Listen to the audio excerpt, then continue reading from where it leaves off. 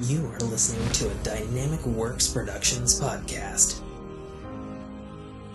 This show is available on iTunes, Stitcher Radio Network, and many, many more podcast services around the world. You can find all our content, music, videos, books, podcasts, and more on our website, www.dynamicworksproductions.com. Have questions, comments, or concerns for us? Head on over to the social tab on www.dynamicworksproductions.com if you'd like to talk to us. Now, on with the show.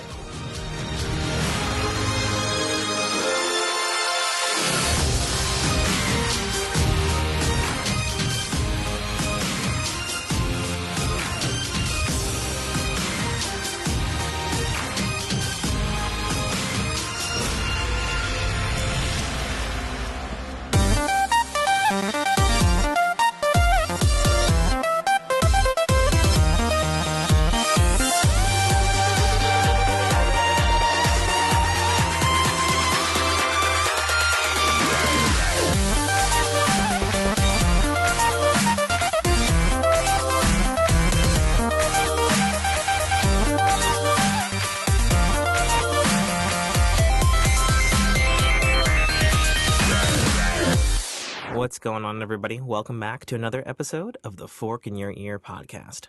I'm your host, as always, author, podcaster, and gamer, Tim K.A. Trotter. Joining me today is my lovely... Oh, Jesus, I've already fucked this up. My lovely cohort. Why, thank you.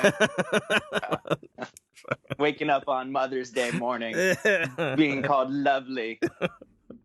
Well, you do wear a very fine bonnet. Oh, Jesus. We're recording on Mother's Day because shit happened the previous day. Yeah. So we're going to do a show for y'all, and we're going to spin the ring. But I figured I'd throw an interesting little wrinkle since it's Mother's Day. So on each of the topics, we're going to talk about on the spot or think about the most sentimental or emotional thing involving each of the topics. So, like, for example, if it was like a video game, it would be like some like emotional scene or something in a video game that like really got to you or something like that. Okay, yeah, that makes sense. I didn't know if you were going to be like, how does it relate to like something with your mother or something? I mean, you can throw that in there too, I suppose. I mean, I know I'll have one of those topics on like how it'll relate to my mother. Actually, I've got a lot of stuff, Yeah. I'm sure I have a couple. Yeah, we've got some stuff. All right, so without further ado, we'll spin the ring and we shall get started here. All right. So we have landed on video games. Nice strong topic there. So there's only a handful of things happening in the world of video games. Probably chief among them is there was a PlayStation State of Play video again, like a second one, which is pretty interesting because we had one 2 weeks ago. So that's pretty... seems like they're just going to like slowly dole out all the games and stuff that they're doing since they're not doing E3 this year. And we know for sure that they're not doing anything with PlayStation 5 this year either. Or so they've claimed. So probably the biggest things out of that was there's a release date for the remastered or remake of Medieval. Famous Sony...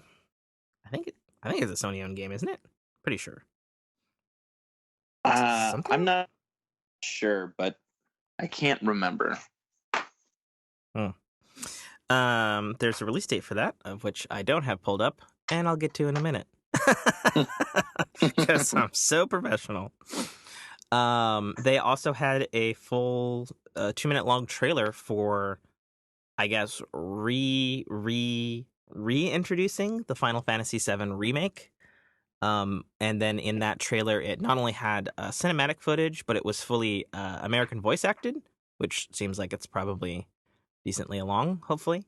And it also showed brand new gameplay as well, which has been kind of one of the contentious points of a Final Fantasy VII remake. So you're going to remake a classic turn-based JRPG with not a turn-based RPG system. I personally am for it because I know Tetsuya Nomura, the acclaimed Final Fantasy designer and director, particularly of the Kingdom Hearts series, is working on the title. And we haven't heard anything about this game for about 2 years because there was a third-party JRPG company who had actually done all of the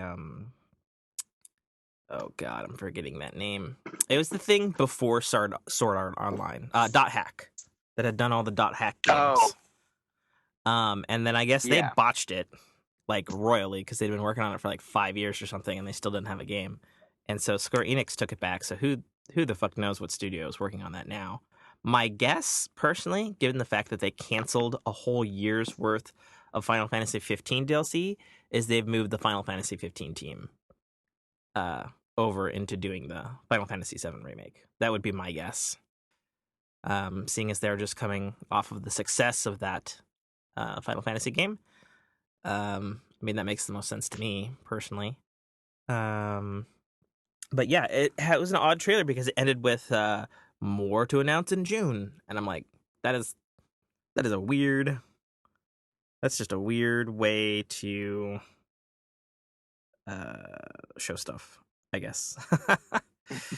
Okay, here we go. I've got some stuff here. So the thing on Medieval, what the hell is it?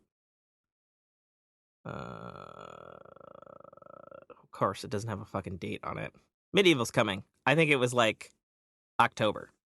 They announced Monster Hunter World Iceborne with the trailer, which is coming beginning of next year. If you're into Monster Hunter World, which I read the other day, Monster Hunter World is the most it's the best selling Capcom game of all time. That's crazy. Yeah, like it's more than any of the Resident Evils, more than any of the previous Monster Hunters, like, you know, more than Mega Man. I'm trying to think of what other big hits Capcom has. There's not that many these days. But yeah, they stick to what they know. They stick to their main titles. But I knew Monster Hunter World was really popular. I didn't realize it was that popular. Well, I guess because World is both, you know, a different Monster Hunter game, but it's also, you know, it's like the first true evolution. Because my understanding is all the previous Monster Hunter games, and there's been like a bunch of them, is they're basically Phantasy Star Online. Yeah, like the old Phantasy Star Online, like, and they have like stuck really hard to that concept, and it's just been like same old, but they're good and people liked them, but it wasn't like crazy huge. Versus World, which I guess made things simpler, so like people who weren't fans of the series like dig it, and then the fans who are the series still dig it, and there's like a fuck ton of content and that kind of thing. So I don't know. I played a beta of it, I think last year is when that came out. I thought it was interesting. Like it didn't like blow me away or anything. Like probably the coolest part that I thought about it was obviously the monster hunting, and like you could like with certain characters you could like grapple shot and like rip off different parts of the monster and like wear a monster down. Yeah. And like shoot nets and whatnot and like hold it down. You're just like gangbanging on these giant monsters. I don't know. We'll see. Yeah. But that was announced. I was just talking about this just briefly last night. So there's a PlayStation exclusive Predator Hunting Grounds that's coming in 2020. There's no gameplay shown, but there was a trailer that I guess showed a Predator against four Marines, and it looks like it's set in the jungles of Vietnam. So that's cool. So I'm thinking, since it doesn't have a gameplay trailer, I'm thinking that it's probably going to be like Dead by Daylight, but first person and set in the Predator setting, obviously. Yeah. Which sounds dope to me. I'm totally down for like getting into a squad of like 4 Vietnam type people or Vietnam soldiers, I guess. That was the word I was looking for. And then like some other dude is playing Predator, and you're just like, it's your wits in the jungle. That sounds cool to me. It sounds awesome. Plus, you kind of get the weapons too. I'm hoping, I would or think. because that's one of my biggest things about Dead by Daylight. Like, no weapons. You're strictly just running and hiding, which, while fun, sometimes it's kind of repetitive. Yeah, we'll see. There was a voxel graphics 4-player hack and slash game called Riverbond, which has like uh indie game like crossover people. Like, so it stars like Shovel Knight, from Shovel Knight, Juan from Guacamelee, the kid from Bastion, Raz from Psychonauts, and it's like a good old hack and slash 4-player thing, but with indie game characters. So that could be kind of cool. That is super cool, actually. I like that. There's another game called Away, the Survival Series, which I guess you play as something called a sugar glider that needs to avoid predators and environmental hazards on a journey. I've seen this a lot on Reddit, Really? and yeah, um, the guy's been building it for quite a long time. Oh, is it like one of those solo dude things? Yeah, I think he has a couple. I think he has a couple people working with him, but it's pretty much a solo game. And I remember watching a couple of his first videos, and he's like, "Well, I guess this is how we fly," and it's the sugar glider, but it's spinning like a helicopter blade, and like, and nice. Yeah, so it was really cool. Okay. I'll have to try and find that again. Then very strangely, the Sony announced a Days of Play PS4 system, a limited system, that's coming out in June, and it's basically a PlayStation 4, and it's kind of translucent. But it comes with a 1 terabyte hard drive, so I think that's really more of a collector's item type of thingamajig. Yeah. There. I think the thing that's surprising about these state of plays is that, with Days Gone out now, you'd think Sony's attention would focus onto The Last of Us Part 2, which is kind of the only other big game that Sony has left in their staple besides Death Stranding. So I don't know. We can probably hear something about that maybe around E3. Like, they'll just release a video with a release date, I would guess. Because they'd have to be pretty far along on The Last of Us Part 2 at this point. Because Uncharted 4, which is that same dev team, came out like 3 years ago. Something like that. So that's the update on Sony's sporadic state of play stuff. On the Nintendo front, a couple of things. One, the Nintendo Switch Labo VR kit is officially out in the wild, and there are Labo games, and if you already own Super Mario Odyssey and Legend of Zelda Breath of the Wild, those have free VR update modes for them, which is interesting. I don't have a Labo VR, but I was very curious about it because it's like it fits over the top of the screen of the Switch, and you like set it on your head, I guess, like rubber bands or some shit. And it's like, okay, it's $40 VR. Let's see how good this can be. Now, YouTubers have like universally shit on this for being just a terrible implementation of VR. And also like the low resolution of the screen and like all that sort of jazz. I was curious just a couple nights ago as to how this actually works. So, a lot of you longtime listeners of Fork in the Ear know that I am a huge fan of playing my Nintendo Switch in bed. And not like laying in bed with my hands on the controller or whatever, but like I have one of those book or iPad holder arms, and I like put my Switch in it and detach the Joy-Cons, so I'm laying in bed with the Switch over my head. So it's like all comfy and you can like fall asleep to Skyrim and whatnot. It's great. I recommend it. Anyways, that's not the point I was going with. The point I was going with was I was curious how the VR worked. So, girlfriend Jessica was sleeping, and it was just pitch black and me and the Switch. And I was like, you know what? I'm gonna fire up Breath of the Wild and see what the hell the VR mode looks like without a goggle. And so basically, it does a trick that I last saw being done on Sony's PlayStation Portable, ironically, like old ass hardware in comparison, on Metal Gear Solid Acid 2. And for those who remember, Metal Gear Solid Acid, weird but great turn-based, card-based strategy version game of Metal Gear Solid. But it came with a pack-in of this little cardboard thing where you would slide it over your PSP, and it would basically, in the game, it would split the screen in half like a divider, like a two-player mode, and it would basically render each side to each eye. And they're doing essentially the exact same thing on the Nintendo Switch. The difference on the Switch is on each side without a VR goggle on, like they look like fish-eyed, like they're like round. So it doesn't take up the entirety of the screen, and they're kind of like what's the word? Convex, concave. Convex is where it's outside. Concave is inwards, so it's convex. So they look like convex fisheye looking things, which looks really weird without goggles.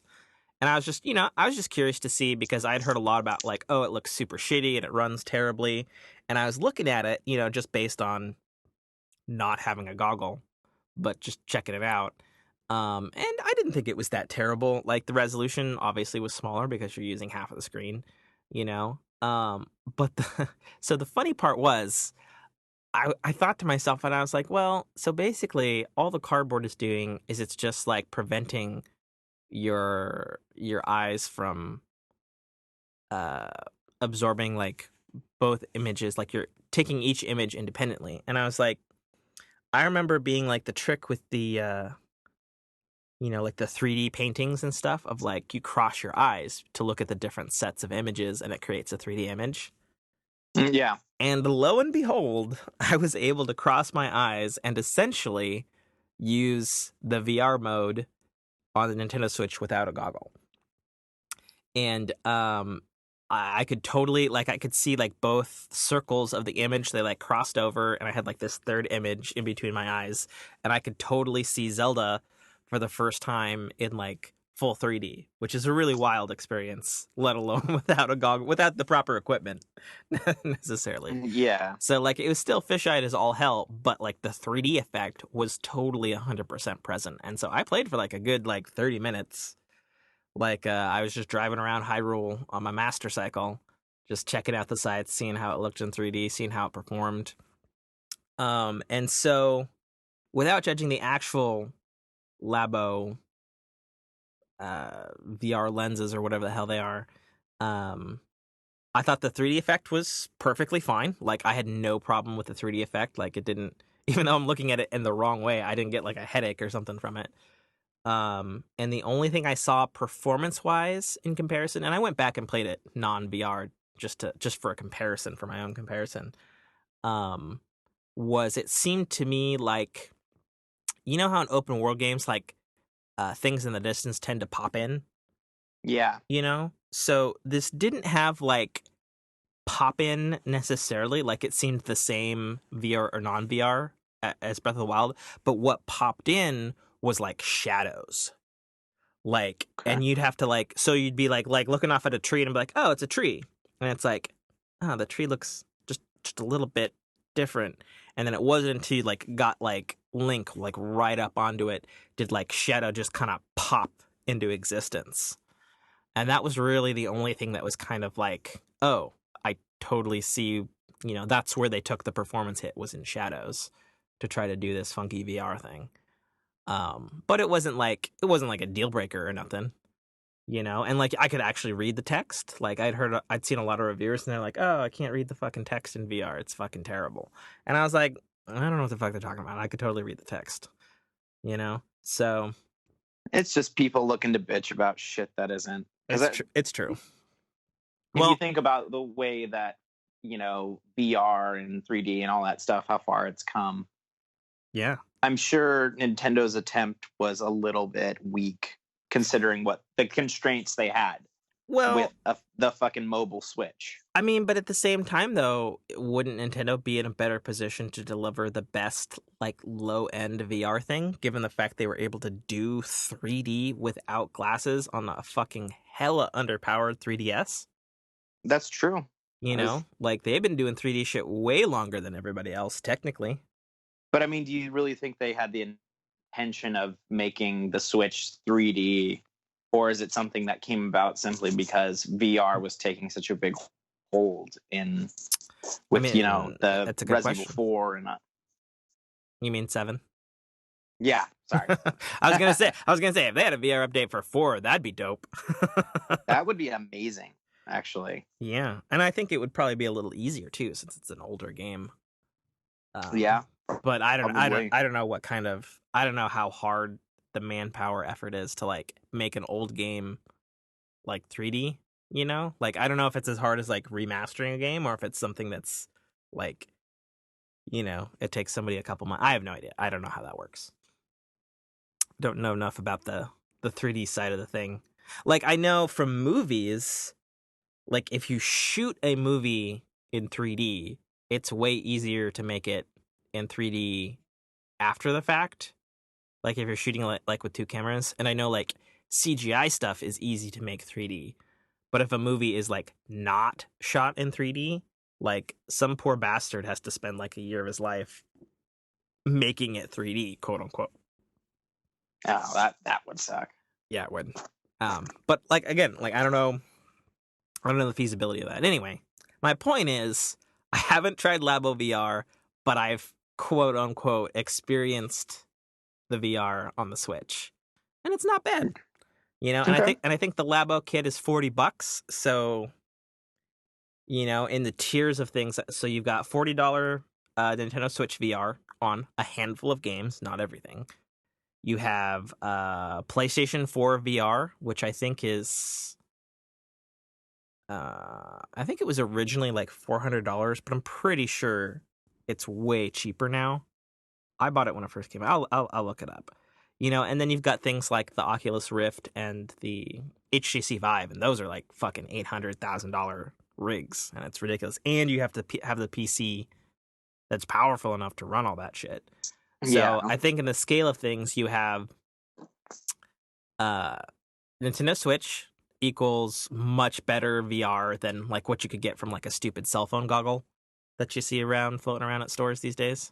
Yeah. Then PSVR, still the best consumer headset for its price. And then, of course, the argument would be that, Oculus and Vive are superior in certain ways, which I would tend to disagree with. I've heard really good things about the new Oculus Quest, though, which just came out this month, the last month, something like that. So we'll see. Yes. So, getting down to video games. So, give me what you thought was like your most like emotional or sentimental moment in a video game, and then give me a moment of your life where like a really fond memory of like video games and your mom. So my most emotional probably video game moment was Mass Effect 3. The opening scene when Shepard, the opening scene. Okay. When Shepard is jumping onto the evacuation ships, and like you've been carrying this kid around for like 10 minutes. It's true. and you separate, and you're just like you're sitting out the back, and then you see his ship start to go up, and then just a fucking Reaper lands on top of it and destroys the city. And I was like, I had never felt so much fucking rage in my life. I was like, I'm gonna kill fucking everybody. Oh yeah, dude. I was like, wow. Like the culmination of the prior 2 games, and then like seeing all this and knowing what was gonna happen, like the Reaper's coming. And I was like, they better not kill that fucking kid. They better not kill it. And then it's just like, like so unceremoniously killing this poor little kid. And I was like, I'm gonna kill those fucking reapers. Well, and then they rub it in by like that kid like haunts you the whole fucking game. Yeah, exactly. Remember? Like, the whole game, and then he's the conduit or whatever at the very end. Yeah. And I was like, oh man, yeah. And that only like playing through the game that only reinforced that anger. Like, I think, God, I think the most connected. My mom wasn't huge into video games or anything like. I know your parents played with you a lot, Tim. But well, I think they tried early on. You know, like I grew up on a Genesis, but you know, as more consoles came along, that kind of went away. Yeah. I think that I think when my I can't remember what birthday it was, but I got my first Game Boy Color, and it was Pokemon Red, and I was like, what, 8 or 9, I think. It was right after like it was. I can't remember. You had just gotten your Game Boy, but my mom was like, "We got this for you," you know. And like she later on in life, she told me, she's like, "Oh, your father wanted to get you something else, but I know you wanted to play this game with your friend, and you being that friend." And so like a little bit of illumination kind of later in life, and I was like, "Oh man." And that really, that, you know, playing that Game Boy Color with Pokemon Red, like really just gave me a love for video games. I mean, because I didn't play anything but I think Game Boy and a little bit of Super Nintendo. But then later on, I was playing like Diablo 1 and 2, World of Warcraft. So that was really nice of her to do that for me. And I still play Game Boy. I still have a 2DS that I play Pokemon Sun and Moon on. I think for myself, my most emotional, I don't know. I played a lot of video games. Mass Effect 3 is definitely extremely emotional for me. Oh, yeah. The ending of Knights of the Old Republic, I don't know about emotional, but my mind was super blown. Yeah, that's definitely a mind blower. By that huge gut punch, like right before you fight the last boss, which was crazy. Yeah. I remember, God, man, I fucking posed this question and I didn't. I don't know. There's been a lot of like, you know what another good one is? Emotional things. Yeah. The end of Breakdown. Ooh, when you save the world, right. But then like you're literally torn out of space and time along with that chick, and you're like, oh wait, what the fuck? Yeah, never gonna get the answer to that ending. No. And for anybody who's played Breakdown knows what we're talking about. Original original Xbox game. Yeah, it's old and way ahead of its time. It was the first person game that was a fighting, like punching and kicking combat, but it never took you out of first person ever. Not even to spare you from motion sickness. Like every time you twirled, rolled, spun a kick, got thrown, it kept you in first person the entirety of the game. And it never, ever, like, there was no, anything that happened from the perspective of whoever the fuck the dude was you're playing. And it just, like, it was crazy at the time. And, yeah, like, the only thing that I could compare it to modernly is, like, it predates Mirror's Edge by, like, 2 generations. Oh, yeah, way. Like, and it looks almost as good. Like, its graphics were way ahead of its time. It had like a really, like, it was like realistic anime was its art style, but it looks really clean. Like it looks like a clean old PC game even today. Yeah. Was essentially what was going on there. But God. And honestly, I think if you haven't played Breakdown or seen it, you really should look up the gameplay. And if you have a 360 lying around or even an Xbox One, hunt Is it down a playable on copy. Xbox One? I think I'll it is check it. actually. I'll check it. I think it is on the backwards compatibility list. But even if it's not, if you got a 360, I would suggest hunting down a copy of this game. It's one of the few games that I used to break out my. Yep, it's backwards compatible. Yep. Ooh, so I used to break out. I might fucking put that in. I might find my disc and put that in my Xbox One. Because honestly, I might actually have your disc, dude. Do you? Fuck you. I might. I might have, dude. I think I would have taken it from you like a decade ago if I still have it. God. If I do have it. But yeah, it is one of those games that like it blew my mind as a a 15-year-old kid or yeah, something. God, how old? Yeah, it was an amazing game. I'm trying to think of like endings that like wrecked me emotionally. Like I was very emotional at the ending of last year's Detroit Become Human. Especially because I played that back and forth in tandem, like taking turns between scenes with my girlfriend Jessica. And as everybody knows, it's a game made by like the Heavy Rain people and the Beyond Two Souls people. So there's like a fuck ton of outcomes. So like sometimes your main characters die, sometimes they don't. And there was some gut-wrenching stuff that happened, at least in my playthrough of that, where it was like, oh man, this is how it's gonna go down. Oh shit, that's how it ends. Oh, that's fucking rough. You know. Oh, I know one that was actually pretty emotional. Fucking Batman Arkham City. Spoiler for those who haven't played the second Arkham Batman game. Like that game ends with Joker like poisoning Batman, and then Batman like trickily like swapped out the poison or whatever, and then like Joker falls on his own poison and ends up killing himself. Jesus. And he's like fucking dead. And the game ends with you walking as Batman with the corpse of Joker. And you like come out of this thing after like this fucking building's collapsed, and like Ra's al Ghul was there and he like died and it was fucking nuts. And you kick open a door and there's like Gotham City PD, and like Jim Gordon is like, oh my god, what did you do, Batman?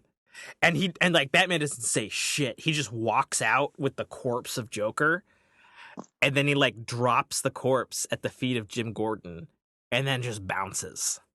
And I was just like, holy shit. Like, that's pretty intense. I was like, damn. And then it just rolls credits and you're just like, holy fuck. That's where they end it? Like, that's crazy. Like, the balls on these video game developers and writers. Like, it's fucking crazy. Yeah. That was a pretty good emotional. Oh, I know one. I know two where I was crazy choked up. The end of Halo 3. And I choked up even more at the end of Halo 4. Like, I don't know what it is about Halo. Like, I just have like a deeply like personal emotional connection.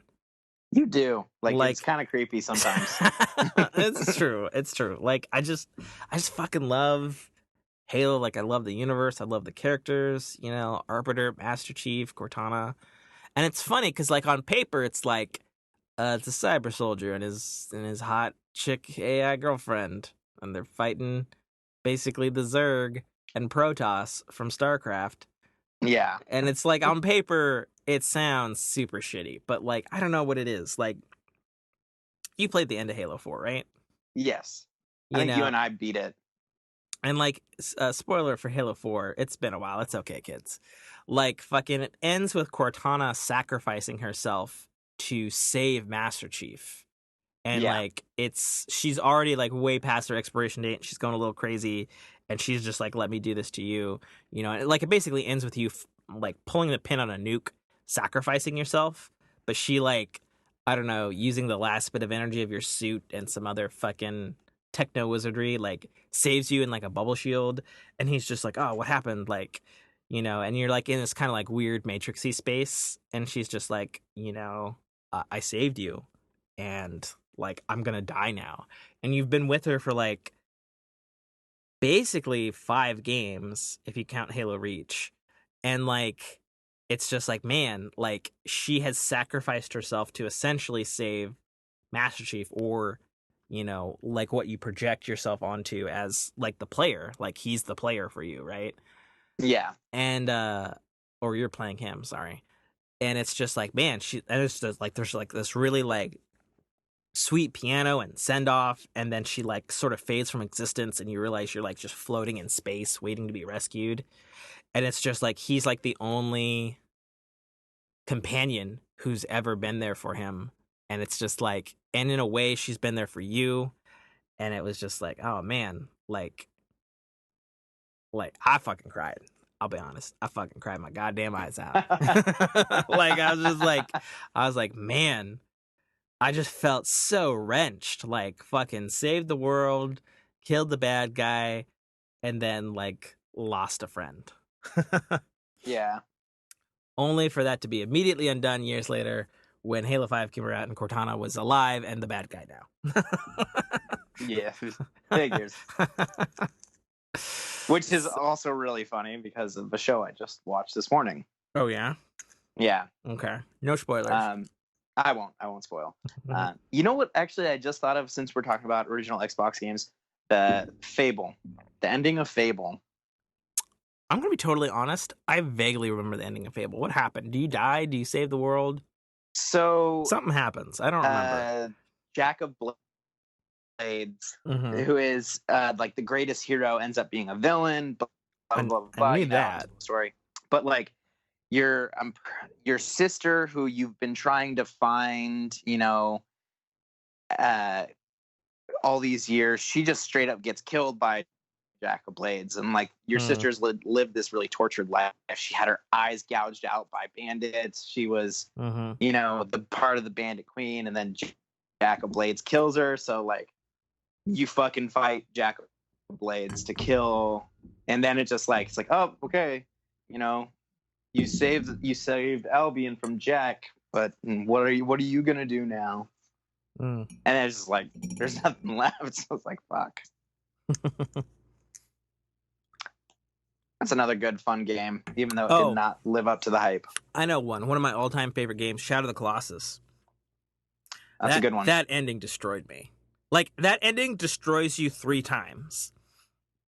Actually, that game destroys you 3 times. It opens with you carrying your dead fucking princess girlfriend, and you're like, you're gonna do like fucking whatever it takes to bring her back from the dead, and it's like, oh man, that's fucking heavy, And then, spoiler alert, game's like fucking over a decade old. Before the last boss, so the only companion you have for the game, and it's basically like a textless game, is your fucking horse, Argo. He's always been there, comes when you calls. It was one of the best at the time. Obviously not now because we have Red Dead Redemption. But at the time, it was the best animated, like most realistic AI and like animated video game horse. And like you really came to care for that horse, like way more than Epona. Like Argo could fucking kick fucking Epona's teeth in. Like, and don't get me wrong, Epona's a great horse. Zelda and all that jazz. But Argo had personality, like you'd go and he would like, steer his head the other way. He'd be like, nope, fuck that. Like, I ain't going over a cliff. Screw you. Like, yeah. Like, or in like big, I think it was the big sand creature you face mid game. Like your horse straight up runs away because he's afraid. You're like, ah, fuck. Like, you're just like, shit. But spoiler for the final boss, like right before you get to the final boss, this bridge breaks because of the final boss shooting lightning, and your horse fucking falls down a ravine and dies. Like right in front of your eyes. You're just like, and it's like, just like, and it's like, it was like a John Wick moment before John Wick. It's like, this motherfucker killed my horse. I'm gonna climb this fucking bitch and I'm gonna stab him in the fucking eye. And also spoiler alert for the end of that game. You beat that game, didn't you? Yeah, I played it with you. Okay. Yeah, I thought so. Like, spoiler alert for the end of Shadow of the Colossus, kids. Sorry. The game's over a decade old. Get over it. It's still an amazing game regardless of the spoiler. But the whole time, like, basically each villain you've been killing is like releasing the spirit of like basically like the devil or whatever into the world, and it's taking like a little bit and a little bit more life force from your main character. And so when you beat the final boss, you're like fucking bleeding, you're haggard, you're like limping back to your fucking princess's dead corpse. And then like you unleash the devil, and like the devil holds up his bargain and like exchanges the last of your life force for both freeing him and resurrects the princess. And then it like closes out with the princess like holding you dead in her arms, and it's just like fuck. And then roll credits. And it's just like, damn, like just like everything you've been through, and like just takes a little bit more from your character. And it's just fucking it's fucking it's pretty brutal. Really good. Actually, you know, another emotional game that has multiple endings, so it's not too much of a spoiler, is Oxenfree. It's like this little 2D hand-drawn adventure game that has really extremely realistic, like, I want to specify this, like, really realistic, like, teenager dialogue. Like, it has, like, dialogue trees and stuff, like Telltale games and stuff like that, but, like, they'll, like, interrupt each other, but it sounds, like, super natural. Okay. And they did a really good job with that dialogue system. But the game takes place on like this spooky fucking haunted island, and there's some shenanigans going on with time travel essentially, and like with a radio, kind of like that movie Frequency. Remember that movie Frequency? Dennis Quaid and Jim Caviezel. Yeah, I remember. Yeah, there's some shenanigans going on with time travel on that one, and basically there's several endings of the game and outcomes based on your time travel choices. And like the game essentially, a little bit of a spoiler, to roll forward 5 minutes if nobody wants this spoiled, because it came out a couple years ago. The game essentially, the whole game is a time loop. And so like the start of the game is you and your high school friends getting back together for like one last party after you guys have graduated high school, which you guys have grown apart or whatever. And like you get to know all these high school characters throughout this whole game, and like you get to change some significant stuff in the past because of this time travel shit. And like, you know, the end of the game starts back where you started. And it's like, oh, you know, this and this and this, and then but you as the player character like remembers all the time travel things. And then, you know, you play as this chick, and she's just like, oh, where's my brother who's been with you like the whole game? And they're all just like looking at her, and then she's like what? And then they're just like, your brother died like 4 years ago in the car crash, don't you remember? And it's like, because of the shit that you changed, you like saved everybody else, but you lost your brother. Oh damn! And it's like, fuck, you know. And then it like the game just loops. Like there are no credits. Like it just goes right back into the game, and you can actually replay the game again. And I actually did, and you can get some different dialogue throughout the whole game, because now, as opposed to like the goal is like trying to rekindle the friendships with everybody, like you now have the new goal of like, well, can I do this again and save my brother? And it's like, damn, that is fucking clever as shit. Like, fuck. Okay, I got another one. I've fucking played so many games. Life is Strange. If you haven't, you need to fucking play Life is Strange, Brock. Like, is that on the Switch or is that on Game Boy or what is that on? It's on Xbox. It's like PS3, PS4, 360. Oh, okay. Fucking got it on iPad. Like it's on a bunch of shit. Okay. But it's really fucking good. It takes place in this real town in Oregon, on the coast, and it's like this chick, and she's like basically going to boarding school for the first time, but it plays exactly like a Telltale game, like there's like dialogue choices and stuff, but uh, she like basically like hits her head in a bathroom or some shit, and she has time travel powers, but only the ability to rewind, like never to go forward or pause or anything crazy like that. Like she can only rewind, which works really cool for a story game where it's all about dialogue choices. Mm-hmm. So you could like get to the end of a scene and been like, oh shit, that thing happened. And like, well, you know what? I'll just redo it and I'll make different choices. And there's like, man, like you can ask around. Like there's some of the founders of Fork in Your Ear, like Damian Newman, they swear by that game, and like some of the like the fucking twists and the different outcomes and shit that happens because you're fucking around with time. Like it is one of the most grounded. Like think of it like a CW like Riverdale kind of thing. And there's like a murder mystery stuff going on too. But like, yeah, and then just like a little bit of time travel, like nothing like crazy, but like there's just a little bit of time travel. Like it's really grounded and it's like really raw. You know what I mean? yeah. Or like, and there's just like so many, like there are so much fucked up things that happen because of your choices in that game that it almost feels like an HBO show or something like way darker. You know what I mean? I'm surprised they haven't tried making it into a show. They are, actually. Oh God. Too bad. You are correct, and now you're sad you're right. I am. Just like Fat Thor cosplay. Yeah, gosh, I don't know. There's been a lot of emotional things. I'll give you two though. For video games though, with my mom.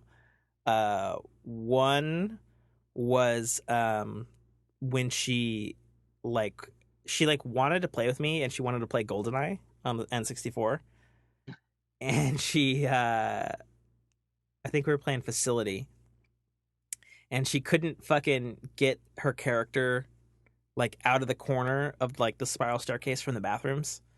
Okay. And like I just remember like she wanted to try, like she gave it like the best college effort, and she just couldn't get this fucking character to get out of the corner of these staircases. And like it literally ended with her like it's just like, I don't know how the fuck to get my character out of the corner. She's like, I don't, like, it doesn't make any sense. I try to move forward, but the character gets caught. And like I don't know what happened. Like Will and I had really fucking weird controls back in the day, if you think about it. Like kind of. I mean, it did. Like you move your head up and down with the C buttons, but you move forward with the stick. But then you rotate right and left with the stick. But to sidestep, it's back on the buttons. Yeah. Like it was really weird back in the day. I guess. Like I we guess obviously figured it out because we played the fuck out of that shit. Yeah, But I mean, like, well, it was the first first-person shooter of its caliber. Actually, I think it was the first person shooter. Nope, Turok. Turok, yeah. Turok okay, came right. before. Way shittier, obviously. Yeah. But Goldeneye was a good game. Like that's the difference. Yeah. So it was yeah, I mean that was a great game. Mm-hmm. And then your second one? My second one was speaking of emotional endings and stuff, the PlayStation classic Journey. You ever heard of this game? Journey. It sounds familiar. I don't think I ever played it. It's super cool. Like it's like one of those like games that is like so like pinpoint perfect, and it only lasts like 3 hours. Like you Really? can beat it in a sitting. You're basically like this weird little like floaty red robed dude who like wakes up in a desert, and like he keeps looking at this like glowing point at the top of a mountain, like way in the distance, and your only objective is to get to the top of that mountain. Okay. And the game's really easy to control. Basically, you have a movement, a camera, and a jump, and then like an action button.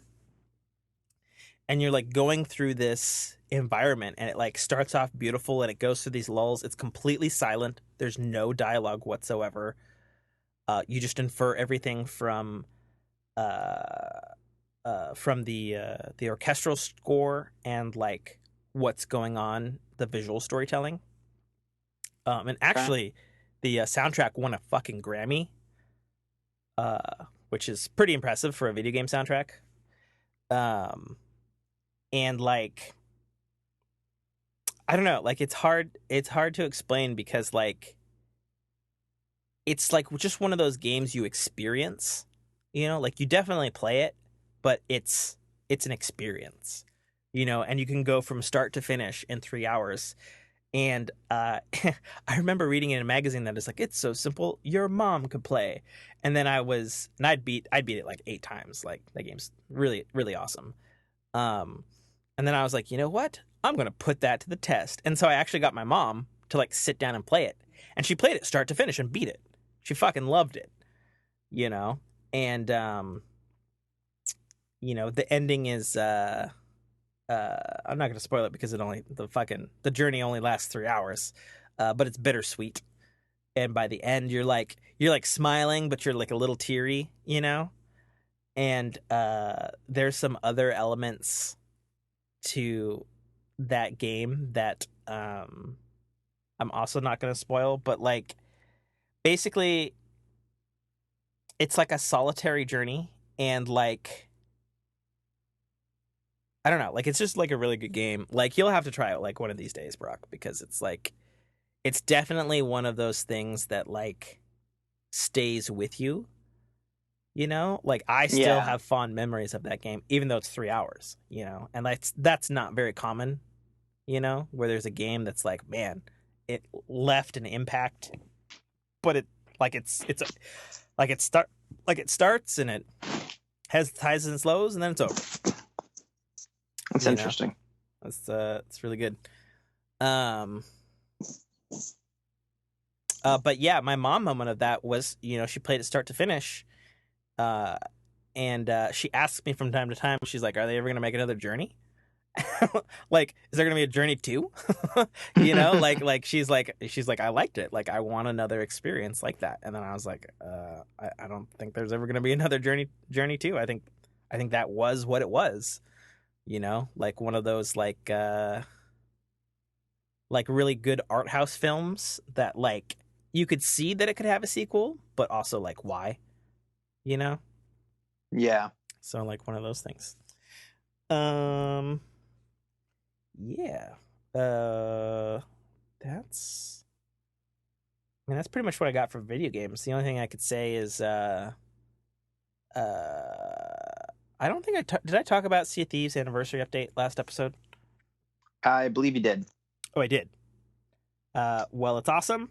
I'm legitimately going to compare Sea of Thieves Anniversary update to like No Man's Sky Next, because they added just so much shit that it's impossible to all talk about. Everything from fishing to harpooning to crazy new story quests that have like legitimate like crazy diaries and stuff that you gotta like figure out and sort out yourself like a pirate, to like breaking the masks. Like it's a crazy update. And if you've been holding off on Sea of Thieves, well, it's basically version 2.0 now. Like there's that much new stuff.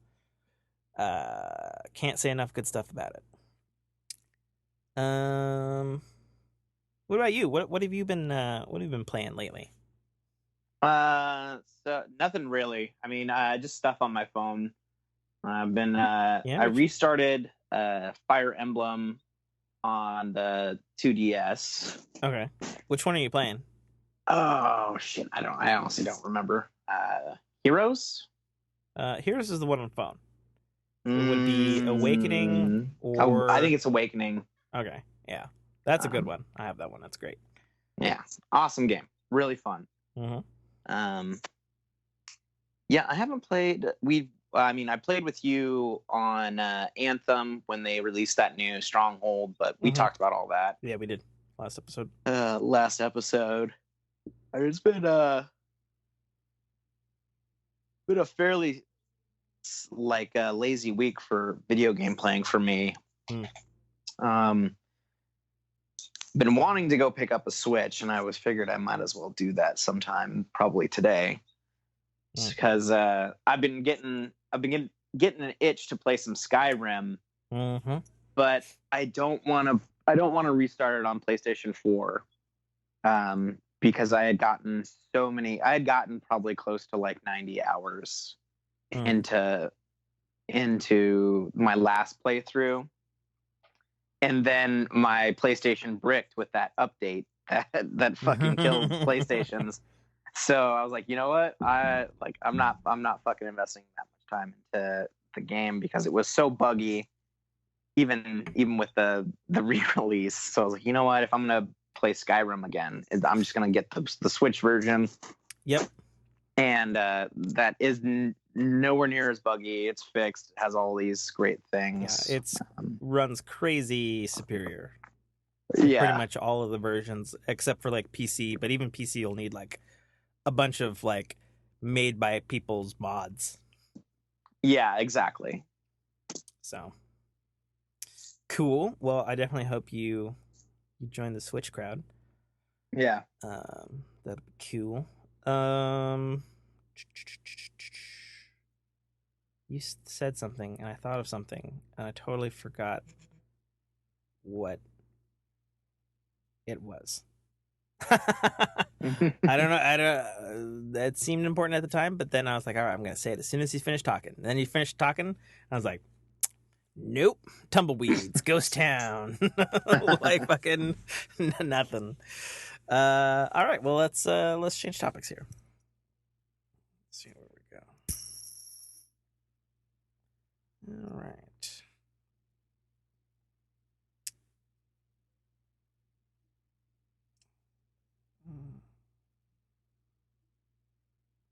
Landed on entertainment. This is a good one.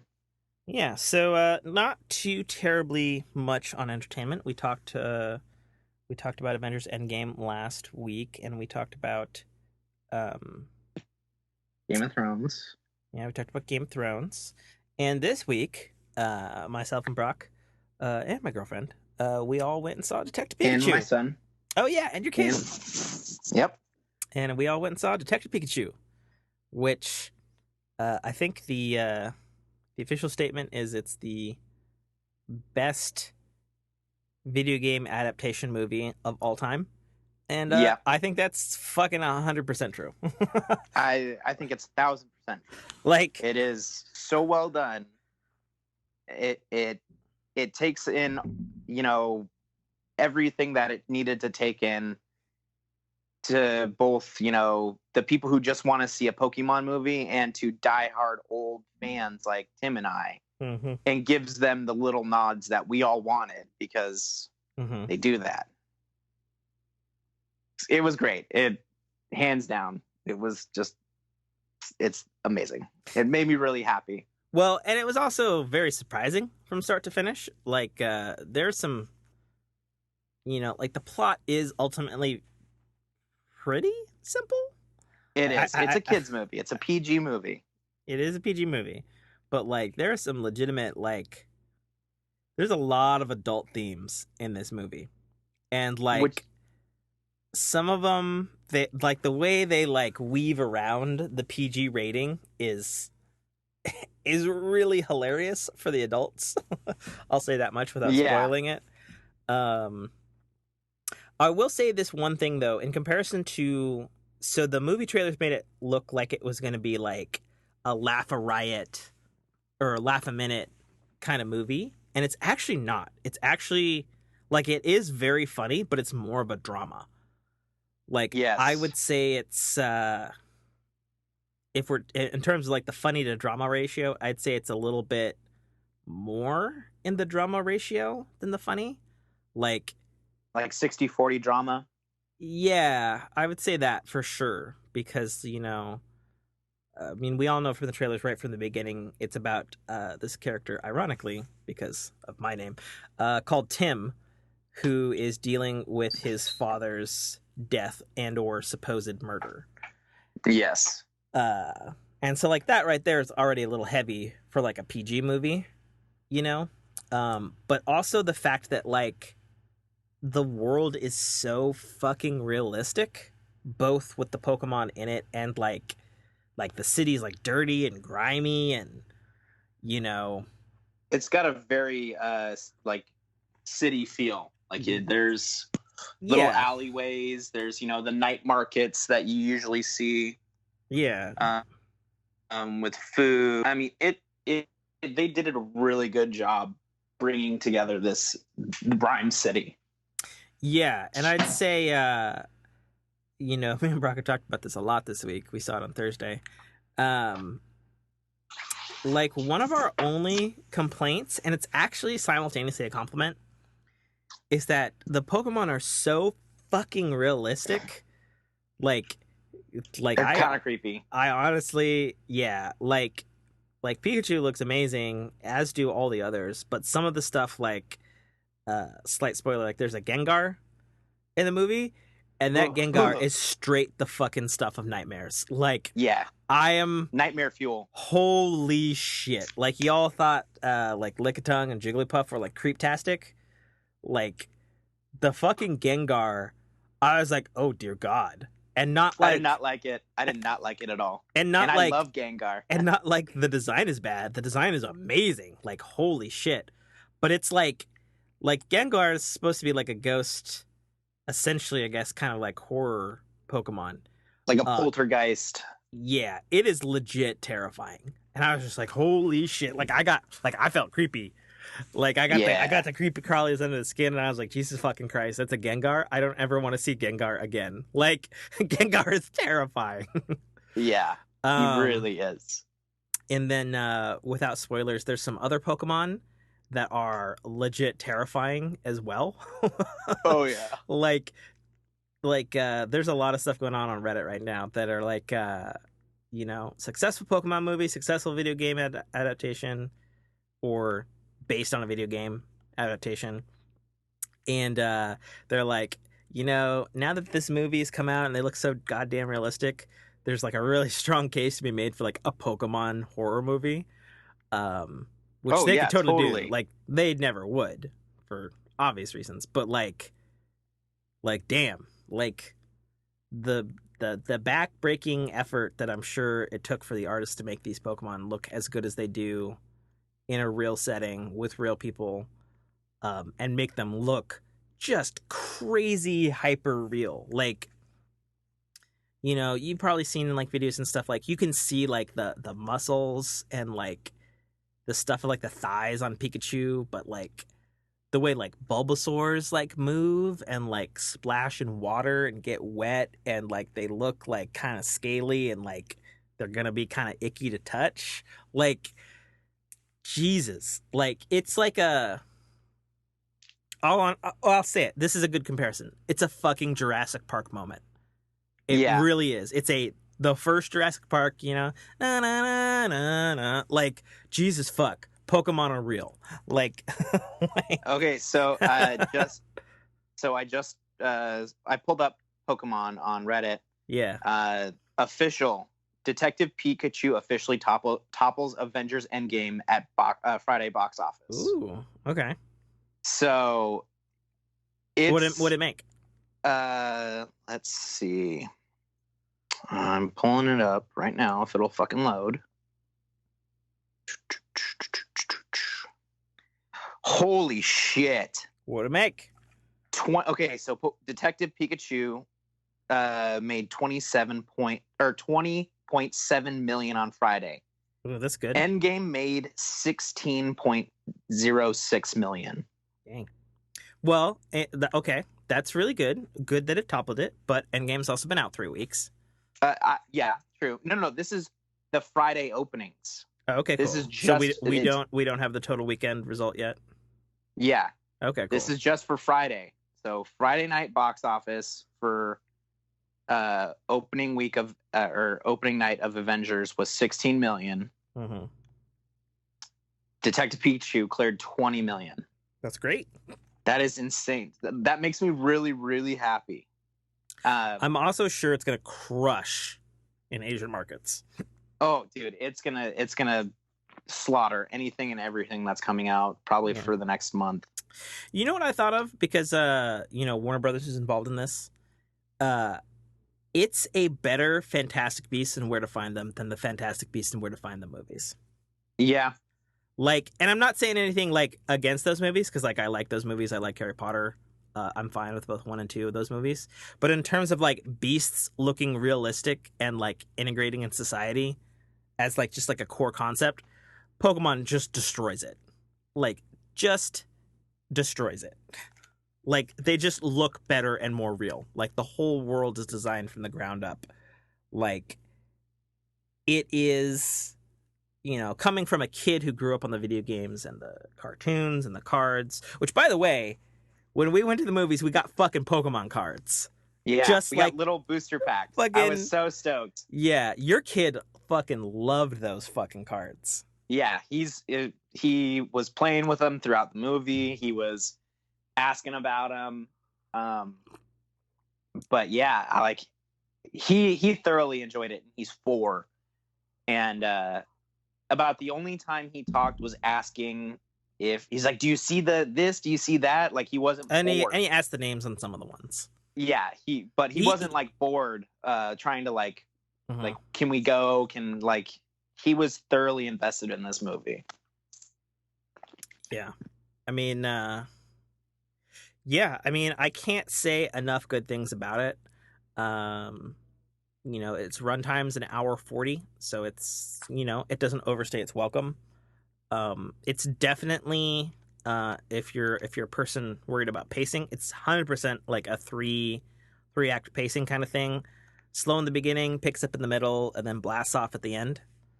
It's definitely that kind of film. If you're a person who concerns yourself with pacing, like I do. But like, it still managed, like, I'd say about a handful of plot twists to this very basic premise of like, oh, his dad has been maybe murdered, and we got to find him. Like, it managed some plot twists in a scenario that I expected at least like maybe 1, maybe 2 like light plot twists, but there were actually several. They were like big, like, what the fuck kind of plot twists too. So like, kudos to the writing team for just, and it is kind of like what you and I were talking about before we saw the movie. Like, they really took a go big or go fucking home approach to this movie, and you're not going to see every Pokemon. I think somebody said the count was like 52 actual Pokemon from the series is visible. But like, it's a full-fledged movie. Like, and I didn't have any moments in the film where I was like, oh, come on. Like, there weren't any like really dumb choices, like in the directing or the acting or something like that. Yeah, it was really good. Like, I don't know what else to say.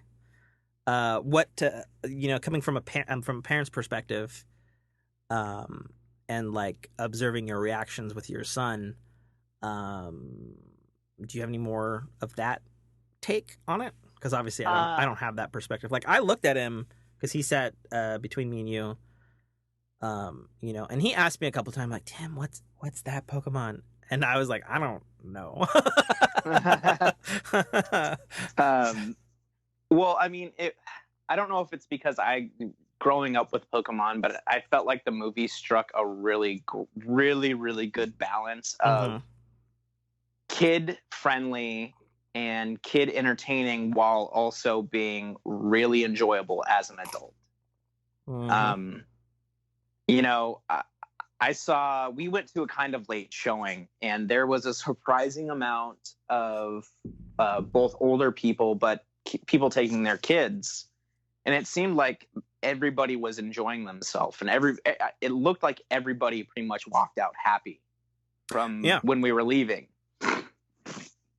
And that was awesome to see. And whether those were, again, fans like me who've been with the franchise since, you know, the Game Boy game release, or if it's just, you know, a parent who's appeasing their kid who loves Pokemon. So I felt like the movie struck a really good balance of entertaining and enjoyability for kids, and entertaining and enjoyability for parents. Well, and also kudos to whoever was running the Hollywood studios, or managing them, I guess I would say, or managing the property within the studios. Kudos to both Nintendo and the Pokemon Company, because never has the case been more clear that they can do like really good other Nintendo movies. And like, we know we have a Super Mario Brothers movie coming down the pipe that's full CGI, but like, I was reading this article with the writers of the Pokemon movie, and then they were like, yeah, we would really fucking love to do like a Legend of Zelda movie and a Star Fox movie. And like, that would be amazing. If they take the kind of approach that they took with Detective Pikachu, making it as real as possible, but not losing any of the magic that makes it what it is, we could have a whole fucking cinematic universe. Because they actually legitimately said, they're like, yeah, if we get the opportunity, we'd love to do a Zelda movie, a Star Fox movie, a Kirby movie, and make them all awesome movies, and totally do the Marvel movie, and then do a Super Smash Brothers movie, like Avengers style. And I was just like, oh Jesus. What about Sonic? Sonic is a part of that franchise. You know what? Fuck you. And your kid was like, Daddy, can we go see that movie? So fuck you. He said it. I heard it. You can't take that back. He's 4, so what do you expect? He's 4. He knows what he wants. But yeah, I think that would be great to have that all come together into a giant Smash Brothers like Avenger style. That'd be really interesting. It'd be amazing, honestly. I mean, the writer said, like, yeah, we totally have like drafts and stuff lying around. If we get the opportunity, we'd love to move forward on the other properties. And so I'm just like, I'm thinking with the success of Detective Pikachu, more Pokemon movies. Because I'd heard a rumor that if this did well, next was going to be like a legitimate adaptation of Red and Blue. That would be pretty cool. Speaking of another thing, I'm going to talk about it in a way that's not a spoiler, like without saying specifically what they said, but there's one line in the movie that legitimizes the entire Pokemon canon. Like there is. This movie takes place within canon of the shows and the games and stuff. And I was like, holy shit. Like, that blew my mind. And later has been backed up by both the writers, executive producers, and the director. And then they were just like, yeah, we didn't want to wreck the legacy. Let's just be part of the legacy. And I was like, you, sir, are smart fucking people. Yeah. Like, you know, all I'm saying is, without spoiler, is that, you know, people like Misty and Brock and Ash Ketchum probably exist in this world now. In this in this movie world, because it's the same world. Like, yep. That's you know, it's something that they were really coy about with people going in, but without spoiling exactly what they say and how they say it, it's 100% the case. So like, that blew my mind. Like, actually, there was a lot of people in the movie theater, older people like us, were like, what the fuck? Oh my god, yes. Well, like, yeah, so it was good there. One thing that I thought was really funny and a great little publicity stunt was when Ryan Reynolds, you know, air quotes, leaked the entirety of Detective Pikachu. And it's just Detective Pikachu doing this weird little dance for an hour and 45 minutes or whatever it was. I was cracking up because I started watching it and I was like, no fucking way. No, I was like, hey, Jay, come here. And so I was like, fuck it, we'll watch it right now. So I got he was sitting on my lap and we were watching it, and it just shows like the first like 10 seconds of a scene. And then it's like this little dancing Detective Pikachu. I was like, you son of a bitch. But that was really cute and it showed a lot of what is it? The graphic, like the way the Pikachu was animated was really just amazingly done, and it gave you kind of a taste of what you were gonna see in the movie too. Yeah, that's for sure. I mean, yeah, I don't know. Like, I mean, we could definitely wax poetic about how good it is, but you know, going back to kind of the thing of a successful video game adaptation, and I really think this is, you know, not to like oversell it or anything, but in terms of all the video game movies I've seen, this is totally the video game equivalent of 2008's Iron Man in terms of like nailing it adapted for the screen. I totally agree with that. And I'll give an honorable mention to the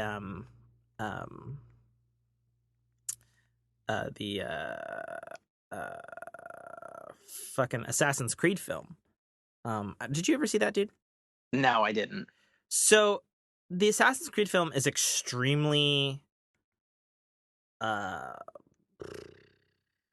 it's extremely true to like the video games. Yeah. The problem, like the historical thing is cool, like the future stuff is cool, the real world stuff is cool, all that stuff.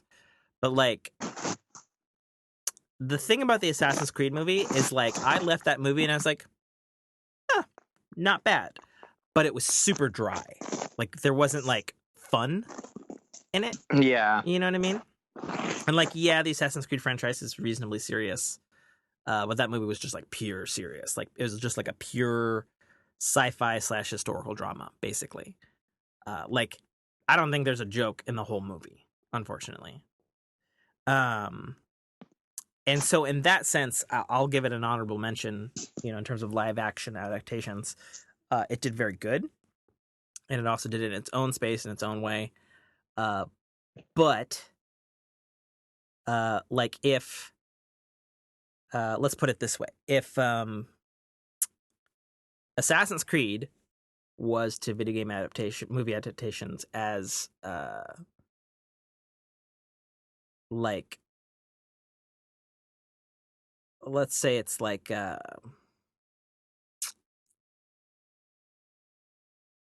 don't know, let's say it's like the Fantastic Four movies, the early Fox movies. Like, okay, it's good adaptation, you know, but missed the mark in a bunch of areas. Versus Detective Pikachu is Iron Man. Like, it's fun, it's what you want, and in some cases, it's what you didn't even know you did want, but now, you know, you see it, and you're like, oh man, I didn't know I wanted this till I saw it, kind of thing. Yeah. So, anyways, enough about Detective Pikachu. Go fucking see it, and take your kids. It's kid approved. Yeah, it really is. Yeah. And one other comment. Ryan Reynolds as Pikachu. I mean, whoever's fucking decision that was, needs a pay raise. Like, oh yeah, like Ryan Reynolds as Pikachu not only makes even more sense when you've seen the film, but like his performance and his facial capture of Pikachu, I don't know, like it's genius casting, I guess. Like I don't know how else to say it. You know, it's like it came off better than you could ever think. And I'm sure there's probably still some people on the fence that are like, oh God, Ryan Reynolds is Pikachu, fuck that.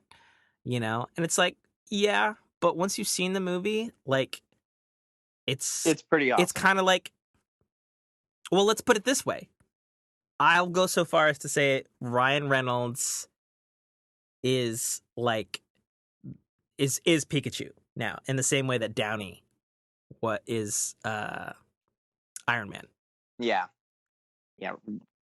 Ryan Reynolds is definitely the voice of Detective Pikachu franchise now, and I'm hoping that they find somebody if they have a sequel, either a Detective Pikachu sequel, that they find somebody that can stand up to like his level of performance. Sure. Because I don't know if I'd want them to have a sequel where it was just Ryan Reynolds voicing Pikachu again. Mm-hmm. I think they would have to, step up their John game. Goodman as Snorlax.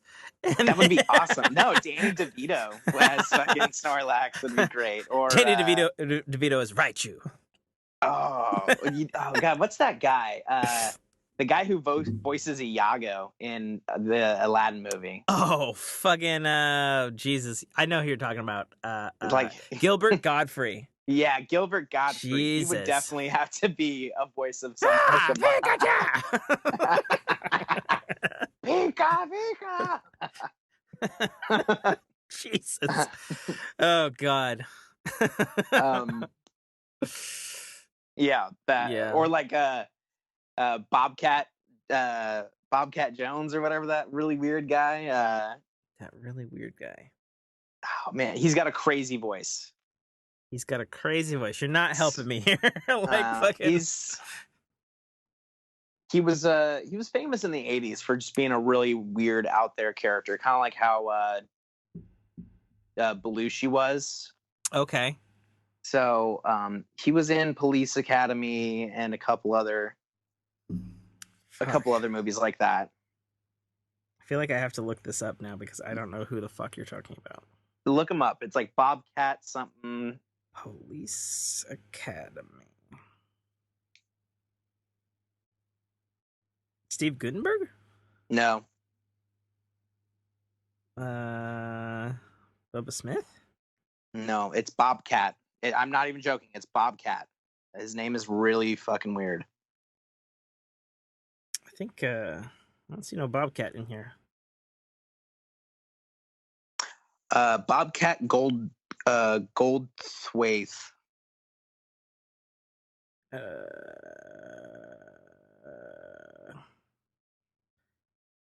Goldthwait.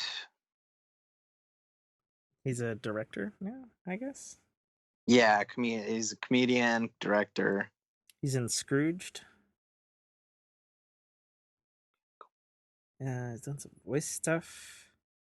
Yeah, he's done a bunch. You would know his voice if you heard him. I feel like we've delved way too far into this, and we still don't know. At least I don't know who he is. You just gotta look up his voice acting later, and you'll know exactly who he is. I am looking at his voice acting in like the last decade, and I got nothing. Really? Yeah, I don't think he's who you think he is, dude. No, he is. I think you're getting. Nope. I'll bet you, Sushi, that he's who I think he is. So I'm looking at Scrooged, Elliot Loudermouth, and he's got a funky, crazy voice, you said? Yeah. So he's probably the dude who's running around with a shotgun in Scrooged. Probably. Okay.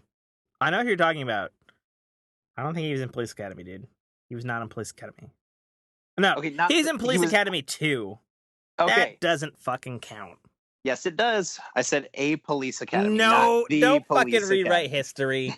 You fucking bastard. You owe me sushi. No, that's not how that works.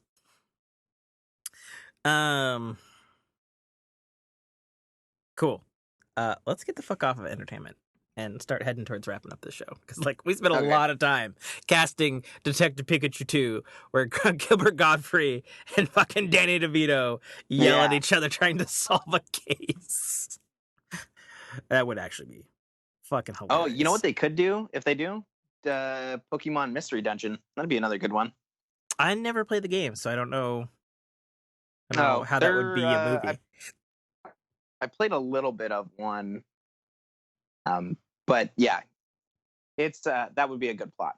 Onward and forward. Let's go to the next topic. One last bit of thing. jumping back to video games for a quick second because I told you all I was going to look it up and I didn't. And I did, but I left it on a tab and I forgot about it. PlayStation VR is $200 to $250, depending on if you get a bundle. Just so you all know. So very reasonably priced. Okay, spinning in. All right. Life stories. I don't know. I don't really have any life stories. I guess the life story right now is the plan has shifted from buying a house to renting a house now. So now I'm looking at rental stuff. So anybody want to write in with rental suggestions and things to look for, not look for, I guess that'd be appreciated. Working on rental stuff. That's what I'm doing. That's my life story. Yeah, I don't got nothing crazy. Like I didn't do anything like catch myself on fire or anything this last week, a couple of weeks. We did have a long ass fucking Friday, that's for sure. Yeah, it was long, and we were driving out in the country and stuff, and that was fine. Pretty drive. Yeah, it's always a good drive out there. I don't mind the drive too much necessarily, but it was a lot of fucking driving. My fucking foot was so cramped. Yeah. Yeah, I don't know. You got any life stories? Actually, I think you might because you took your kid to that birthday party yesterday, right? Yep. So yeah, my kid got invited to his first non-relative birthday party from a friend from school. So that was really, really cool. And I got to meet some new people that were parents that weren't total like bores or like, lame. The birthday girl's dad was super cool. He and I talked a bunch. And we actually got the invite to come hang out again. So neither I or Jay upset anybody enough to get us banned from hanging out again. So that was really nice. So a first, right? Pretty much. So that was really cool. He seemed to really enjoy it. And then I took him to his grandma's house so that he could spend Mother's Day with his grandma and hopefully his mom. And then what else? He, like I said, he really enjoyed Detective Pikachu. He was asking about it. Oh yeah, you wanted to see it again. Yeah, and I was like, well, maybe we'll go see it again. But well, that's good because you had him see Into the Spider-Verse and he fucking like watches that like 24/7 now. That and Jurassic Park, right? Yeah, we watch Into the Spider-Verse at least once a week. Are you sick of it yet? No, actually, I still really like it. I don't watch it as intently as I did the first 6 times, but he really likes it. I like that he's getting out of kind of the little baby shows that he used to watch, a year ago. Gotta get him started on them OG DuckTales and Tailspin and doesn't he keep asking for Sonic? I got like all the old Sonics. He does keep asking for Sonic, so he wants to watch those. He watches the DuckTales that you have on Apple. The Apple new Box. DuckTales. Yeah, Sweet. He really likes those. I really like them too. Yeah. There was a new one this week, really randomly. I haven't seen it yet. Yeah. Came out on like a fucking Wednesday. Oh, okay. Real bizarre. I thought they were like off for like a couple months, but I don't know. Yeah. Maybe they're back. I don't know. He saw that we were going to watch Into the Spider-Verse Friday. Mm-hmm. But when I turned it on, the first movie that popped up and new was How to Train Your Dragons 3 in your Apple box. Yeah. So we watched that. Cool. Instead, and still a great movie. Even with I know you liked it a lot more than I do. I'm hoping a second viewing, I'll appreciate it better. Yeah. It might be one of those films too where it's like it's not quite what I wanted, but maybe I'll appreciate what's there the second time around. I think you're more on the bitter side than the bitter sweetness, because, you know, I know how much you love that franchise and I all do. the accompanying media that came with it, like the Netflix shows and I'd say stuff like that. I'd say it's right up there with Kung Fu Panda. Yeah. Which, So, and speaking of having which, it, and I have yet to check out the Amazon Kung Fu Panda show. It's been going now for like a season. really, I didn't even know it was out. Yeah, they commissioned it a while ago. So, Oh, okay. but it's like it's one that it's not like the previous Kung Fu Panda show that was just kind of done by some sort of third party that's like connected to the show technically, but like it's kind of its own thing. Yeah. This was actually done by DreamWorks Animation, like the team that did the Dragons TV show. Yeah. So, yeah, haven't checked it out. Actually, I haven't heard anything about it, so maybe it's just okay. I don't know. Yeah. Yeah. Well, that's cool. That's got to be probably, as a parent of a young kid, that's probably got to be the most grating thing, right? Watching the same shit over and over again. Oh yeah, and not even just, I can deal with rewatching movies if they're good, but it's like the stupid fucking kid shows like Aquanauts or like stuff like that. I flat out refuse to let him watch those like anymore, because I feel like he's too old. And, you know, well, I want him to branch out and watch other things. Have you tried watching OG Power Rangers with him? Oh yeah, he loves them. Oh, okay. I watched those with him. I just haven't watched Power Rangers. There's only a bazillion seasons. Right. I feel like after the 4th season, it really just goes downhill, though. How many did they do the original Mighty Morphin? Was it 4 or 5? I think it was 4, and then it goes Zeo. Did it go Zeo? I thought it went Turbo. No. It was Zeo, then Turbo. Really? Zeo only lasted like 2 seasons. Oh, really? It didn't last long? Okay. Yeah, and I don't know why. Sweet. All right. Next topic? Last topic's technology, of which I don't have fucking much to talk about. You ain't got shit. The only thing to talk about is something that's super, super fucking nerdy regarding the Switch. So, the YouTube people, Digital Foundry, who do like all the analysis of how video game engines work and technology and teardowns, and like they're super fucking nerdy, but they've got a reputation for like being correct and like not like a bullshit kind of like, oh, this is more powerful than this. It's like, no.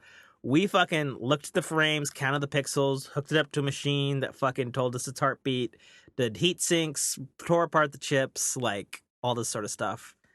So in the most recent Nintendo Switch update that enabled this VR thing, it's been found out that there is secretly a boost mode that's now in the firmware for the Nintendo Switch, to basically like crank up the juice beyond what it's clocked at. So they're basically overclocking the CPU. Okay.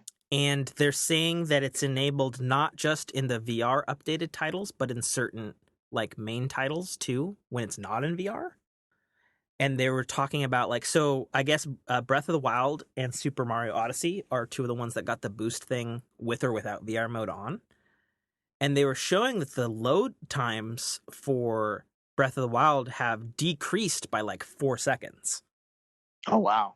And I guess basically what the boost mode does is it, rather than like improve the code or whatever, of which Breath of the Wild and Super Mario Odyssey did get some code improvements for that VR thing. Like they didn't like rewrite the engine to be better or anything like that. Basically when it goes to load on those games, it switches into a different mode, and it loads faster for those games. Like it specifically overclocks it right at loading, and then it goes back to normal whatever it's running at when it's docked or it's in handheld. That's really smart, because I was going to say, if you had that overclock kind of program it'd kill your battery if you're in handheld. Yeah, it would kill your battery, and it would wear out your your CPU, just having that constant like drain on it. Right, exactly. Like it would just burn everything out way Not to more mention quickly. the thermal. The heat sinks, yeah, like Yeah, the everything heat. would just fucking the shelf life of it would go down drastically. Mm-hmm. So yeah, so the boost on these certain things, and it was also enabled on Mortal Kombat 11 or 12 or Okay. whichever one the new Mortal Kombat is. Um, it's also enabled on that as well. And it's interesting because basically their analysis was like, uh, so when it's loading, while it's loading things into the RAM to get ready to be used by the GPU, basically it's overclocking it to speed the load onto the RAM. And they said since it's only active for like 14 seconds to like 30 seconds whenever you're loading, and specifically like when you're loading like from like a save state, not on a game like Zelda where it's like streaming the game like most of the Mm-hmm. time. Like as soon as you like change locations that force it to load, it this boost mode turns on, and it's a firmware feature. And they're saying it was actually really smart of Nintendo to do this, because it it increases the speed of loads, but also because it's an efficient use of the way loading occurs on the Switch. And they were saying that basically, depending on how hardware's set up, they can load simultaneously onto the graphics RAM and then the RAM as well. But I guess the Switch isn't set up that way. The way it's set up is it goes CPU does all the shit to send to the RAM, and then RAM sends it to the GPU. So Okay. essentially, while it's at that loading screen, the GPU is not being used, and it's basically being held in RAM. But then the CPU gets boosted to throw it into the RAM, to then, as soon as the GPU comes on, to throw it to that faster. That's Um, really, really smart, actually. yeah, it is. It's super smart. They were saying actually, it's a tactic that's used in certain ways that like cell phone games are designed. And Mm-hmm. since ultimately the Switch is running on basically jacked up cell phone hardware, um, they were saying it's something that's really only been seen in that space. And they also thought it was super peculiar because essentially it runs on an NVIDIA X1 technology.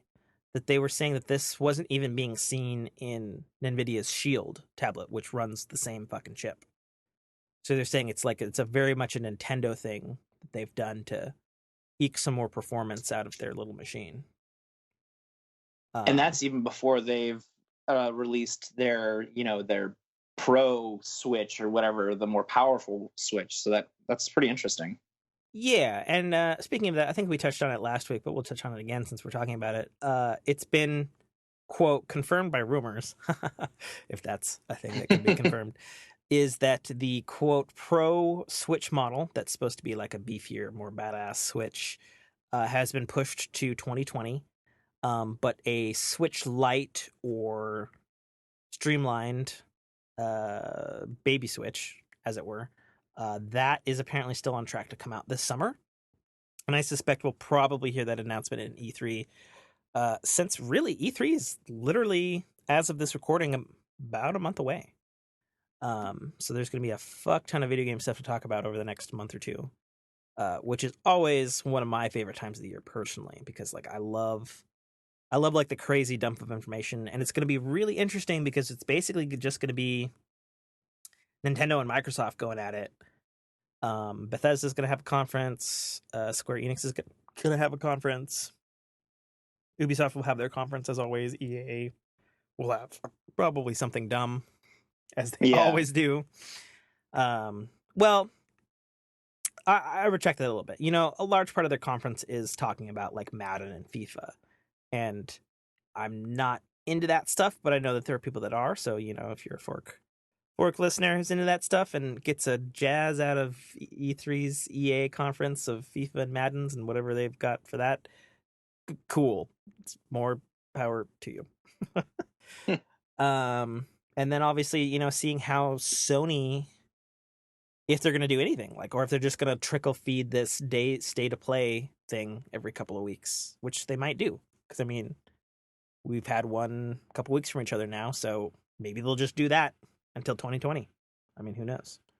But I feel it would be unwise if they didn't at least have like an hour-long video of like what's to come gaming-wise during E3 week to try to pull that focus away, just PR-wise, from Nintendo and Microsoft and everybody else.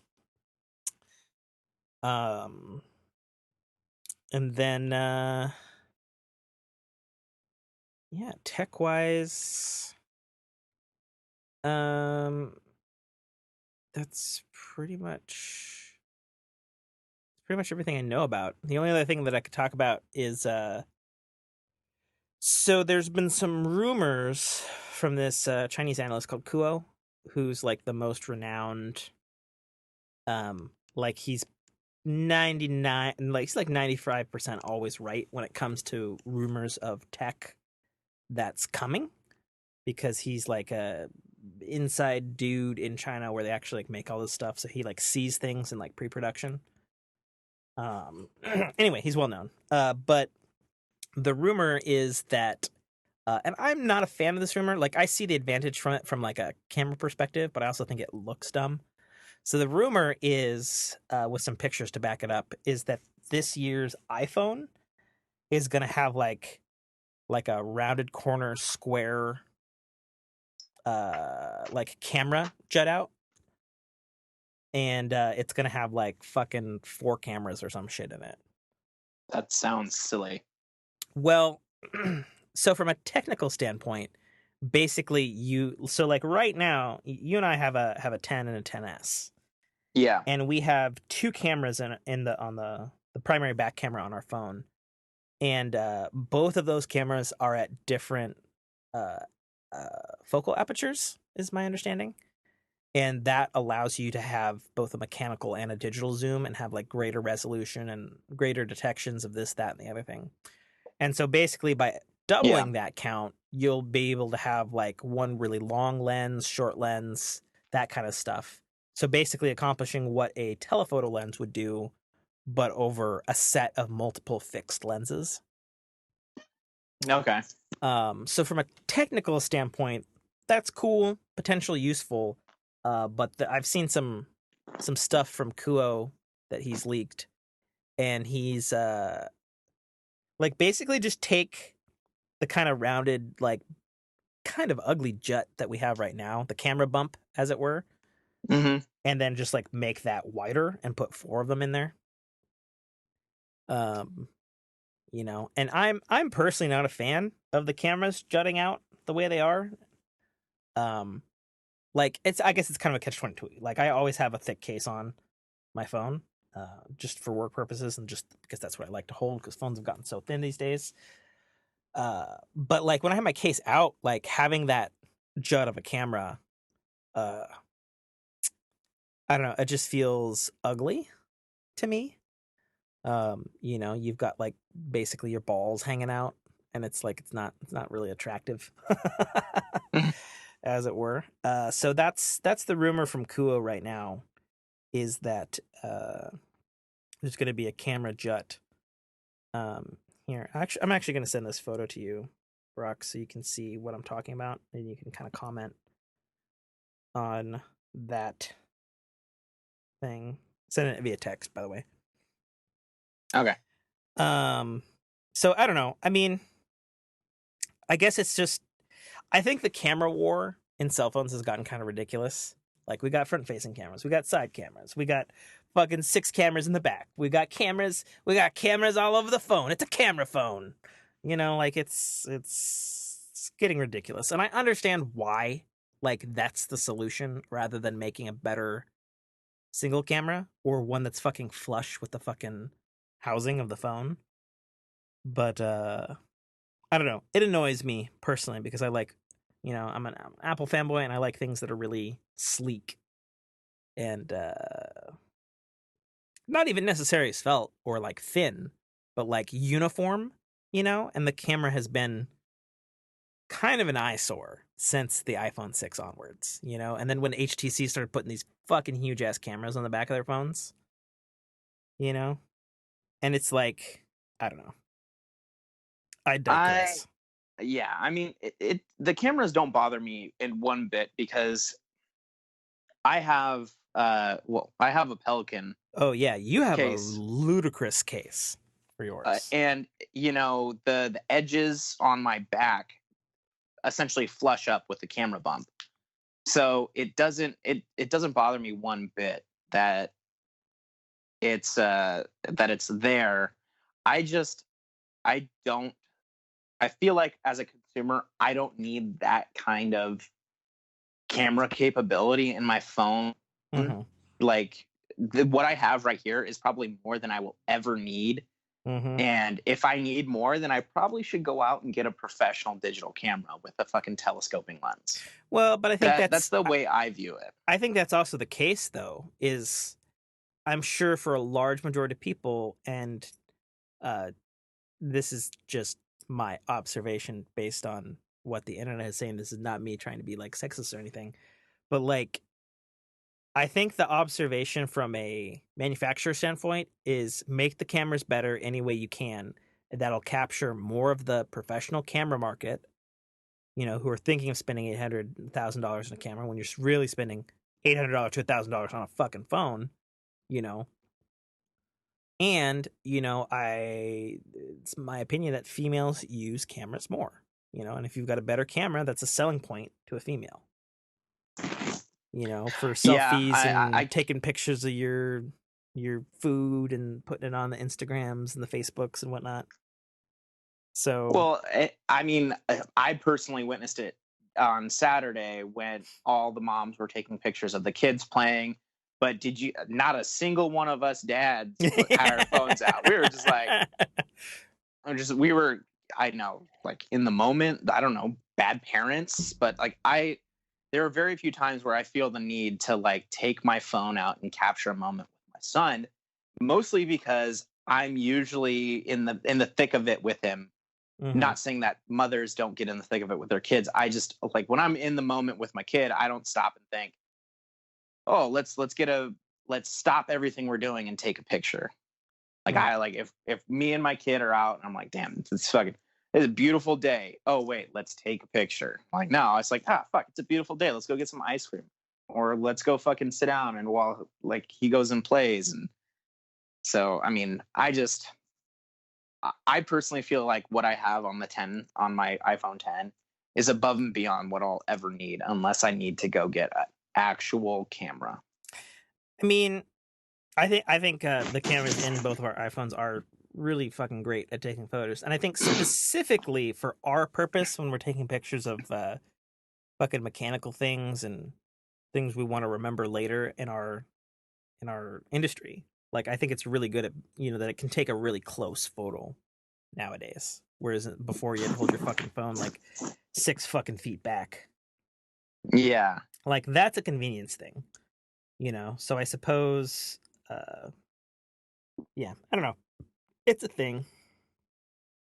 And it's something that will probably continue to be a thing in phones going forward until somebody invents like some fucking crazy thing that's different than the current camera technology. Yeah. So that's what that's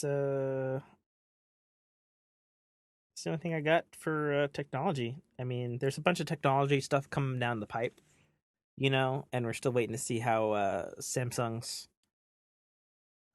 folding phone is going to return to the market and see if that's, if it really was a manufacturing defect and they fixed it. There's a lot of technological things up in the air right now that we'll have to wait to see how they play out. Yep. But with that said, until next week, Fork family, I'm your host, as always, author, podcaster, gamer, Tim K. Trotter, signing off. You can, of course, support this show in the only way that I've been asking you to support it for a while now. And I don't know, maybe I need to get a Patreon to get some fucking support. But in the meantime, you can support the show by buying my book, The Citadel Arrival, available for $2.99 on Amazon Kindle and iTunes iBookstore with free samples available so you can try the first couple chapters before you buy. Or you could just buy it and support the show. And if you're a long time longtime listener, get some other motherfuckers to buy that book too, and support the show that way. Because, this show, as I keep saying, it does cost money to do. Not a ton of money, but if we were getting or if I was getting like $20, $30 a month from book sales, or I suppose if I had a direct donation PayPal or a Patreon or something, that would totally offset the costs of server fees and whatnot for this show, which would be great. But alas, I continue to serve you all out of my pocket and my mouth and my stories and my brain space. Shut up. Go on, mock something. Go on. No, it was fine. It's fine. Yep. I'm waiting totally for the whip motivational. Way to inspire the masses to support us. Well, what would you say? I wouldn't. I'd just start a PayPal and be like, hey, help us out. Donate what you can. Yeah, fair enough.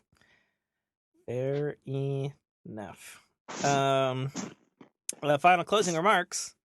Easy peasy. Oh, fuck off. I said closing remarks, not stupid remarks. The audio of the show is probably going to change once we move, because I'm not quite sure where I'm moving or what setup I'll be able to obtain for the show. So, unfortunately, I look forward to probably a dip in audio quality once things have changed on that front. And then we've had some technical issues with this episode already. So if you hear myself or Brock cutting in and out, Skype has just been a fickle mistress bitch today. So that's totally why on that front. Other than that, hope you enjoyed the show. And until next week's True Believers, peace out. Bye-bye. All right. And we're out. Thank you for listening to a Dynamic Works production podcast. You can find our podcast at www.dynamicworksproductions.com. Feel free to email us at dynamicworks@mac.com.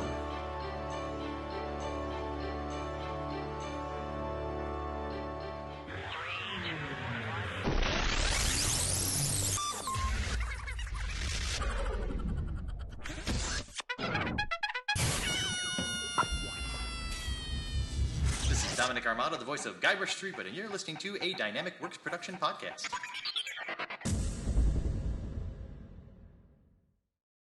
The Citadel, Arrival, is the first installment in a series of epic science fiction short stories reminiscent of the Pulp Fiction style. It's a fast-paced story that will take you through twists and turns that you will not expect, until they are thrust upon you with all the force, excitement, and chaos of a plasma cannon blast. The story follows Katarl, a nobody cog in the working wheels of a futuristic society run completely by Megacorp, a corporation that carefully runs and manages the lives of the people living under its sphere of power. On one of Katarl's few and far between days off from work, an outing he had hoped would be fun and relaxing turns into an explosive adventure that drags him kicking and screaming into situations and challenges that will make him question every aspect of his life. Watch this colorful tapestry unfurl as Katarl and his newfound allies find their way through this classic, yet oddly surprising tale of good and evil, where nothing is quite what it appears to be. That's The Citadel, Arrival, by author Tim K.A. Trotter, available right now on Amazon Kindle Store and iTunes iBookstore for only $2.99.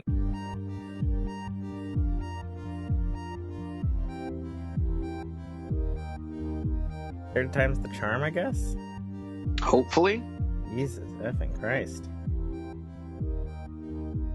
That is so bizarre. Yeah, it's super janky. Yeah, and you're not hearing anything funky on your end? No, it just was kind of cut in and out the first time, and then it kept getting worse and worse and worse, and then it got super bad, and then Jesus. and last time you just fucking straight up dropped the call. That's gay. You got a little bit of vocal crustiness to you. Sounds like it's a Skype thing. Probably. It might be. I'm just using my headset, so it could be that. No, it's like where some of your words are like lagging. Oh, okay, I gotcha. So, I mean, I don't think there's anything that you or I could do about it necessarily. Nope, probably not, unfortunately.